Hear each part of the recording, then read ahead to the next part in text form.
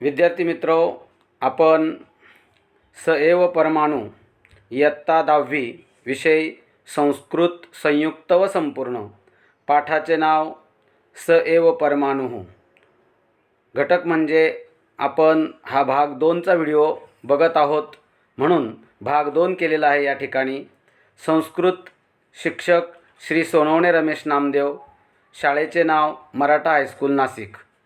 विद्यार्थी मित्रो, गेल्या वेळेला आपण स एव परमाणु या पाठामध्ये वैशेषिक शास्त्राचे प्रणेते महर्षी कणाद की ज्यांचा फोटो तुमच्या पुढे सादर केलेला आहे, उपस्थित आहे।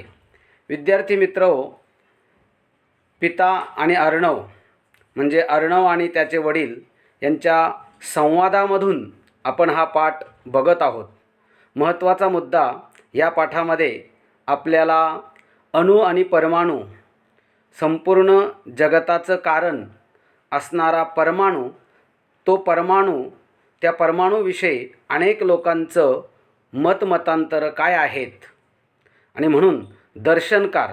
आता दर्शन शब्दाचाच अर्थ मागच्या वेळेला आपण पाहिलं की ज्ञान, दृश्य दर्शने, कुणाचं काय मत आहे, कुणाचं काय ज्ञान आहे, कुणी त्याविषयी काय काय सिद्धांत मांडलेले आहे, याविषयी आपण सखोलात चर्चा बघत आहोत। आणि महर्षी कणादांनी मांडलेला हा सिद्धांत की द्रव्याचं मूल कारण हा परमाणु किंवा परमाणुः द्रव्यस्य मूल कारणम इति तेन महर्षीना प्रतिपादितम असं आपण पाहिलेलं आहे। तर शेवटी दोघांच्या संवादामधून आपण अर्णवने सांगितलेलं आहे की द्रव्यस्य अंतिम घटक मूलतत्व हे आपण मागच्या व्हिडिओमध्ये अंतिम पाहिलेलं आहे। आता त्यानंतर प्रत्यक्ष अर्णवला त्याचे वडील काय उत्तर देतात, त्यांचा काय पुढचा संवाद आहे, तो आज या ठिकाणी विद्यार्थी मित्रो आपण सुरू करत आहोत।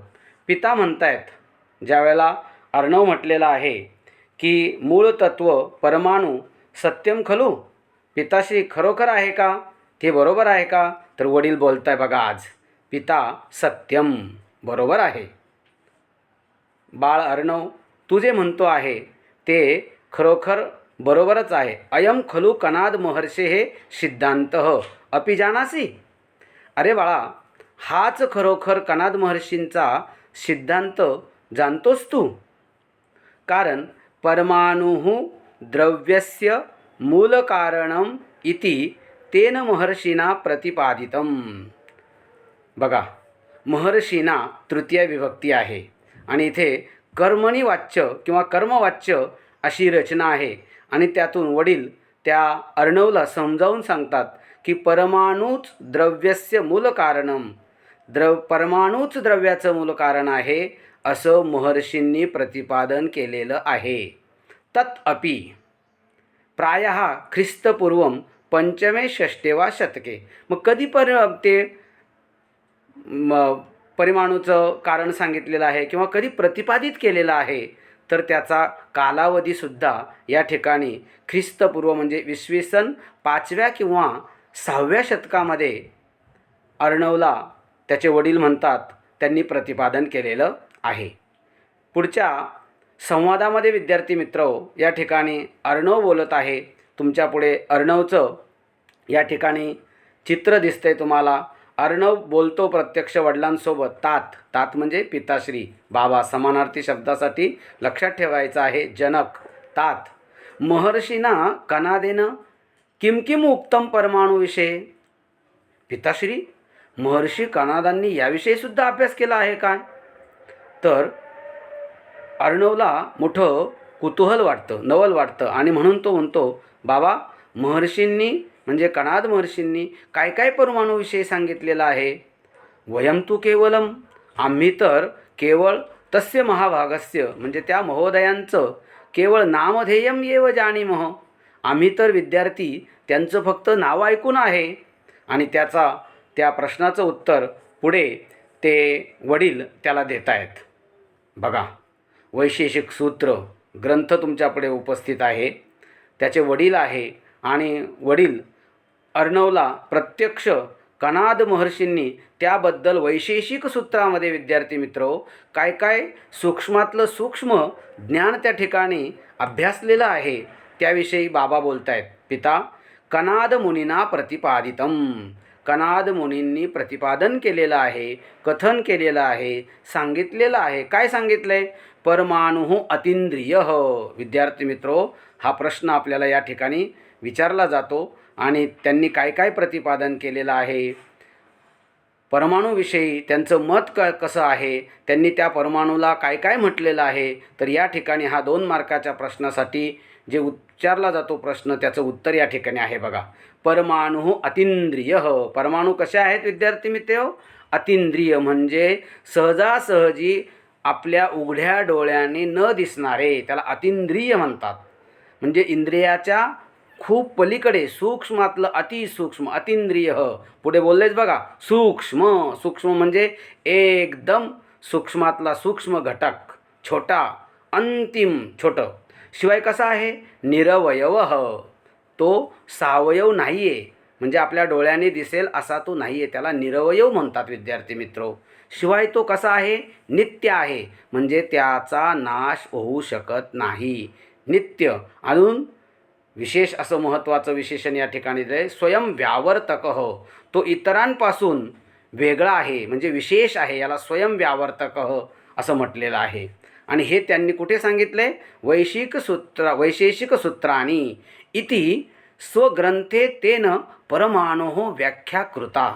विद्यार्थी मित्रो, ह्या वैशेषिक सूत्र नावाच्या ग्रंथामध्ये, स्वतःच्या ग्रंथामध्ये त्यांनी परमाणूविषयी व्याख्या केलेली आहे. पुढे बघतोय आपण. अर्णव त्यावेळेला प्रश्न विचारतो, का सा व्याख्या? कोणती व्याख्या केलेली बाबाश्री, पिताश्री? त्यांनी अशी कोणती व्याख्या केलेली आहे? त्यावेळेला वडील या ठिकाणी अगदी त्या ग्रंथातल्या श्लोकाचा पुरावा देऊन वडील सांगतायत, जाल सूर्यमरीचिस्थं यत् सूक्ष्मं दृश्यते रजः तस्य षष्ठतमो भागः परमाणु स उच्यते. विद्यार्थी मित्रो, श्लोकामध्ये त्यांनी त्या काळामध्ये आपल्या विज्ञानासारखं सूक्ष्मातला सूक्ष्म अभ्यास करून कशा पद्धतीनं त्या परमाणूची व्याख्या आहे, तर जाल सूर्यमरीचिस्थं यत् सूक्ष्मं दृश्यते रजः तस्य षष्ठतमो भागः परमाणु स उच्यते. त्याला परमाणू म्हटलेला आहे. काय परमाणू आहे तो? तर कणाद मुनी म्हणतात, खिडकीतून येणारा आहे ना प्रकाश, झरोका. बघा इथे या चित्र दिलेलं आहे. खिडकीतून जो येणारा प्रकाश असतो ना विद्यार्थी मित्र, त्या प्रकाशातून दिसणारे सूर्याचे किरण, किंवा आपण त्याला कडवशा म्हणतो, किंवा त्या झरोक्यातले सावलीमध्ये दिसणारे छोटे छोटे कण असतात बघा. त्यातला एक बारीक सूक्ष्मातला सूक्ष्म कण जो आहे, त्याचा 6वा भाग, षष्ठांश, तस्य षष्ठतमा भागः परमाणु स उच्यते. त्यालाच परमाणू म्हटलेला आहे.